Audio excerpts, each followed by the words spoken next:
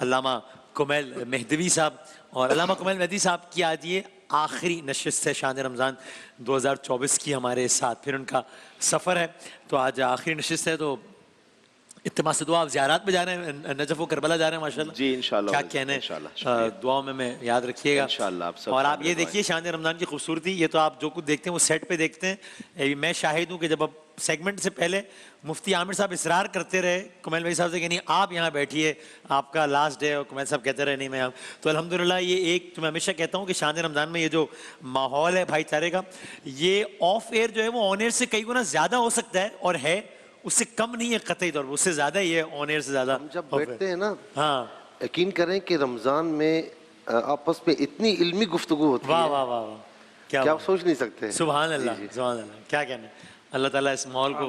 بہت سارے ایسے موضوعات کہ جو تاریخ کے ہیں، بہت سارے ایسے موضوعات کے جو عقائد کے ہیں، علم الکلام کے ہیں، وہ ہم جب یہاں سے جاتے ہیں اور اب سیری کر رہے ہوتے ہیں آف ایئر، تو بہت کھلے دل کے ساتھ، بہت ہی شائستہ ماحول میں بڑی اچھی گفتگو ہوتی ہے. واہ واہ واہ، بہت اچھا. بھائی کیا کہنا ہے. غیر ماتھے پہ تیوری چڑھائے، کسی کے بھی ماتھے پہ شکن نہیں آتی. سبحان اللہ. بہت ہی اچھے ماحول میں ڈسکس. کل میں آپ کو مثال دے دوں موضوع کی. کل امام مہدی علیہ السلام پر ہماری گفتگو ہو رہی تھی. اچھا، اور ظاہر اپنی اپنی رائے جو احناف بھی ہے میں کس طرح سے ہے، جعفریہ میں کس طرح سے ہے، کیا بات ہے، کیا مشترکات ہیں، ہم کیا سمجھتے ہیں، کیا بہت کھلے دل سے گفتگو ہو رہی تھی کل. بھائی سبحان اللہ. کیا کہنا ہے. اللہ تعالیٰ اس ماحول کو برقرار رکھے، اور اللہ کرے کہ معاشرے میں جگہ جگہ پروان چڑھے، چاہے وہ کوئی سیاسی حوالے سے نقطہ نظر مختلف ہے، مسلک کے حوالے سے، مذہب کسی بھی حوالے سے، اللہ کرے کہ یہی پروان چڑھے انشاءاللہ. السلام علیکم وسیم بھائی. ہمارے پاس نا ایک مرغا ہے، وہ نا رات کو بانگے دیتا ہے. تو میری جو امی ہیں وہ کہتی ہیں کہ یہ منحوس ہے، اس کو ذبح کر دیں. تو اس کے بارے میں آپ پوچھ لیں. اب یہ آناف سے پوچھا تھا یا فقہ جعفری تھی؟ ہمارے بچپن میں دیکھا کہ سب مرغے جو ہے صبح 4 یا 5 بجے جو ہے وہ اذان دیتے تھے. ہاں، یہ آج کل رات میں اب دے رہے رات کو 2 بجے شروع. ہماری طرف بھی رات میں 1:30 بجے دے رہے ہو. تو اگر یہ اذان سننے والے کا تعلق مرغی کی بانگ سننے کا فقہ جعفریہ سے ہو تو بھی یہی احکامات ہیں. میں سوچ رہا تھا کہ 1:30-2 بجے دے رہے تو کہ رمضان ٹرانسمیشن تو نہیں کر رہے ہیں. یعنی تھرو آؤٹ دا ایئر چل رہا ہے اس کا. تو اس میں یہی مسئلہ ہے جو انہوں نے کہا. جی جی بالکل کوئی نوست نہیں ہوتی. اللہ تعالیٰ کی مخلوق ہے، اور ذبح کرنا چاہیں آپ تو ٹھیک ہے، یہاں بھی پیش کر دیجئے، کوئی اچھی بات ہے. اچھا، اور یہ عقیقے والا معاملہ کچھ مختلف ہے؟ عقیقے والا تقریباً وہی ہے، بس یہ کہ جو فقہ جعفریہ میں اگر لڑکا بھی ہے تب بھی ایک ہی بکرا یا بکری سے وہ سنت ادا ہو جائے گی.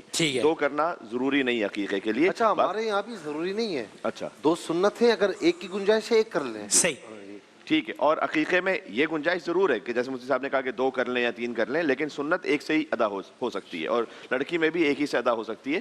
اور اگر کسی کا نہ ہوا ہو تو بالکل بعد میں خود کر لے، اور کرنا چاہیے، اس لیے کہ عقیقہ اس کی جو دعا ہے، اس دعا میں بھی اس بات کا فلسفہ موجود ہے کہ اس جانور کے خون کے بدلے اس بچے کا خون، اس کے گوشت کے بدلے اس کا گوشت، اس کی جان کے بدلے اس کی جان اللہ سبحانہ وتعالیٰ محفوظ رکھتا ہے. تو اللہ تعالیٰ نے گویا صدقے کا ایک اہتمام کیا ہوا اس بچے کے لیے، تو کرنا چاہیے. اور یہی اگر کسی بھی وجہ سے نہیں ہوا تو بڑا بھی ہو گیا تو وہ ہو سکتا ہے. اگر کسی وجہ سے نہیں ہو سکا ہے تو پھر اس کو شاید یہ بھی فکر نہیں کرنی چاہیے کہ مجھ پر آفات و بلیات اس وجہ سے ہو گئی کہ میرا عقیقہ نہیں ہوا تھا. استطاعت ہی نہیں تھی، اس لیے کہ استطاعت ہی نہیں تھی. تو اللہ سبحانہ وتعالیٰ دلوں کا حال جاننے والا، جب استطاعت ہی نہیں تھی تو پھر اس کے بعد وہ تکلیف ما لا یطاق ہے، اس کو تو وہ کر ہی نہیں سکتا تھا. لیکن اگر بعد میں گنجائش بن جائے تو کر لے. قربانی کے مسئلے میں یہ ہے کہ جو عید قربان پر، عید الاضحیٰ پہ جو قربانی ہوتی ہے، اس میں اگر عقیقے کی نیت کی جا رہی ہے تو اس میں پھر باقی شریک نہیں ہو سکتے اور قربانی میں. یہ فقہ جعفریہ میں نہیں. جی جی جی. تو اگر عقیقہ ہو رہا ہے تو پھر خالی اسی کی جانب سے قربانی اور عقیقہ ہوگا، ایک ہی نیت سے. اس میں ایک سوال اور بتا دیجیے گا، یہ کہ اگر ایسی صورتحال ہو، مثال کے طور پہ عقیقہ کروانا ہے، پیسے نہیں ہیں، تو آپ لوگ یہ ریکمنڈ کریں گے، پہلے آپ بتائیے گا کہ بھائی استطاعت ہے تو کر لیں، ورنہ چونکہ لوگ میں نے بھی دیکھا ہے وہ پھر ان خیالات کی وجہ سے کہ بچہ ہے، بچے پہ کوئی نوست نہ آ جائے، وہ بیچارے پھر قرض لے کے بھی کر رہے ہوتے ہیں اور بعد میں پھنس جاتے ہیں. یا مثال کے طور پر میں نے خود یہ دیکھی ہوئی مثالیں تھیں کہ والد صاحب کا انتقال ہو گیا، اب جناب وہ ایک ہوتا ہے کہ قبر کا ایک مناسب انتظام ہو سکتا ہے، ایک ہے کہ نہیں اچھی تختی ہو، نہیں جناب گھر پہ کھانے کے لیے آ رہے تو، اور جناب اب وہ موٹر سائیکل بیچ دی، فلاں بیچ دیا تاکہ اچھا کھانا ہو جائے. اب وہ اگلے 1.5 سال تک وہ قرضہ واپس کر رہا ہے، رسوا ہو گیا 1.5 سال تک. تو اس میں ذرا ایک اعتدال رکھنا چاہیے. افراط و تفریط تو کسی بھی معاملے میں اچھی نہیں ہے. تو اللہ سبحانہ وتعالیٰ نے جو آپ کی وسعت میں رکھا ہے وہ کیجئے.